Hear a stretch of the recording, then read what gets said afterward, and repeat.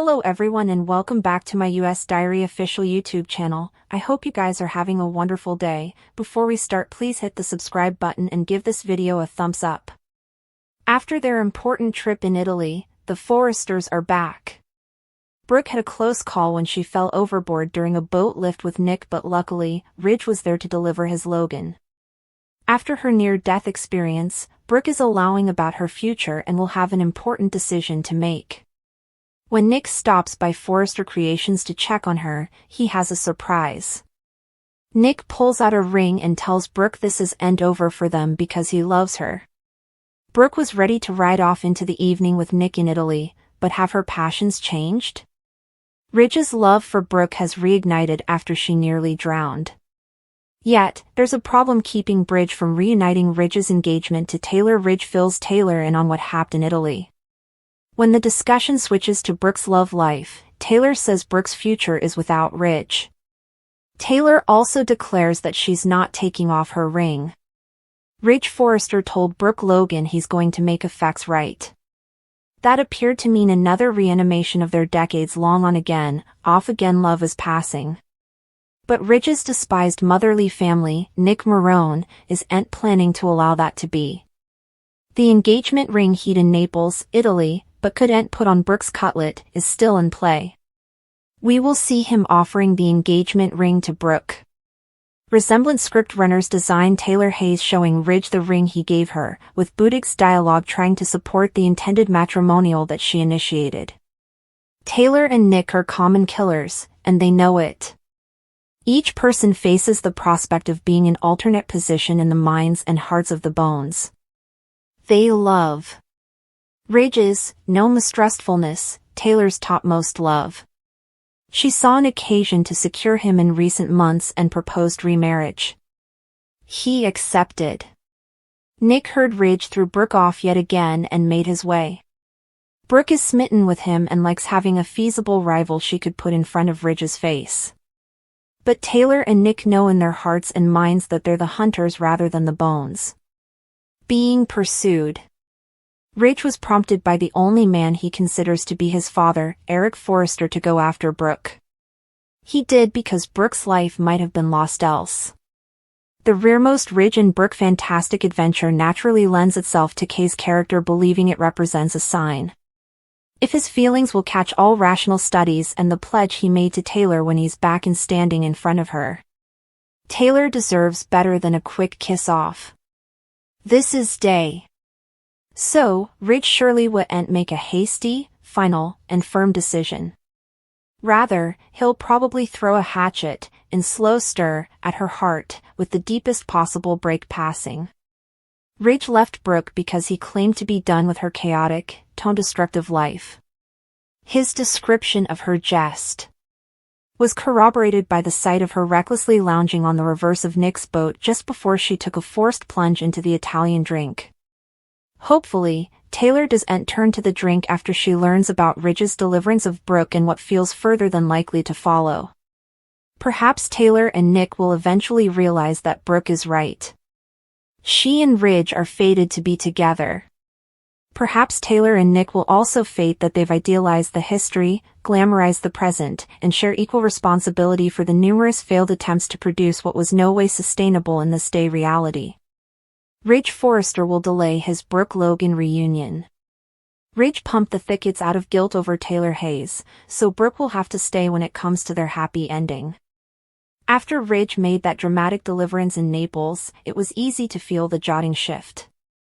Ridge nearly lost Brooke, so that really shook him up and made him consider what a life without her would really look like.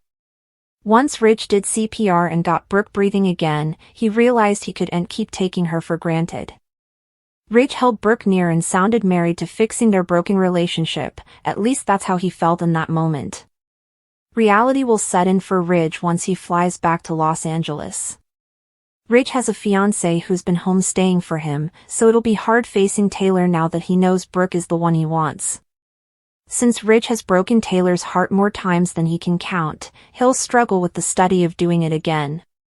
Ridge may try to come clean about kissing Brooke and having a true love epiphany, but Taylor will still be brimming with excitement over their forthcoming marriage. Taylor will act like there's no way that ring's coming off and will play up how Brook has to find a different future. Ridge wouldn't be suitable to go through with jilting Taylor just yet.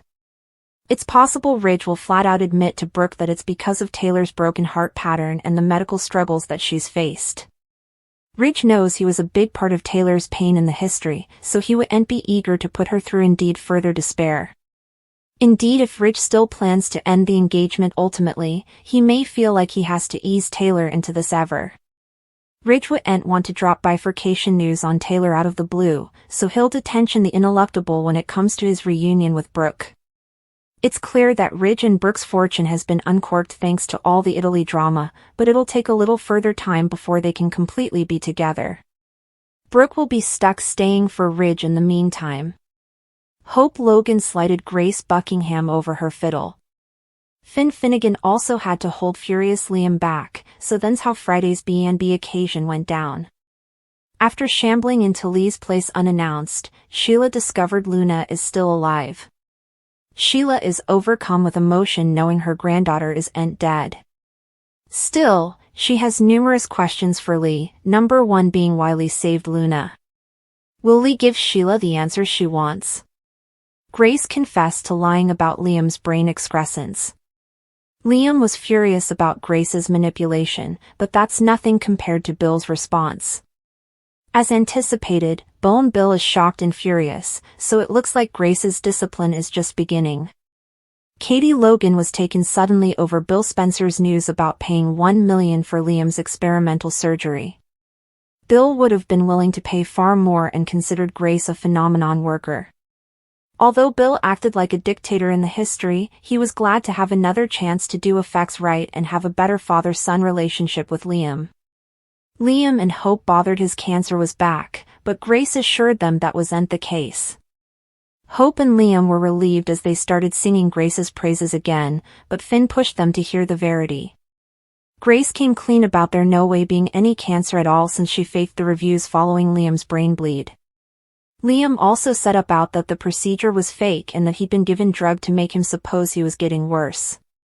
Hope realized there were 1 million reasons for Grace to do this and ultimately snapped about her being no better than Reese Buckingham.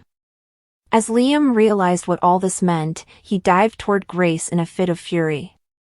Finn stopped Liam from attacking Grace and got him to calm down a bit, but Liam was still mealy. Grace tried to explain about the bookies that were after her as well as her daughters over Reese's old gambling debts. Still, Liam and Hope easily didn't have any compassion for Grace considering how low she sank. Hope stepped forward and slighted Grace across the face before calling her sick. After Liam blustered about what Grace put his family through and how she'd burgled them of months of their lives, Grace pledged to turn herself in. Finn said he'd take Grace to the police station, so Hope embraced Liam once they were alone and recycling all this. At the sanitarium, Lee Finnegan formally again refused to give Sheila sharp word on Luna Nozawa's remains. After Lee picked the dropped medicines off the bottom and left, Sheila set up a slapdash bottle and milled it over. Sheila ultimately knocked on the door of Lee's place and pretended she was a delivery person. When Lee opened up, Sheila tried to worm her way in since she suspected Lee was using medicines to manage with Luna's death. Lee blocked Sheila from entering and left Sheila in pain since her bottom was jammed in the doorway. Still, Sheila eventually managed to barge outside and pull back the curtain to reveal a veritably important alive Luna. Luna's coma awakening is fleetly approaching.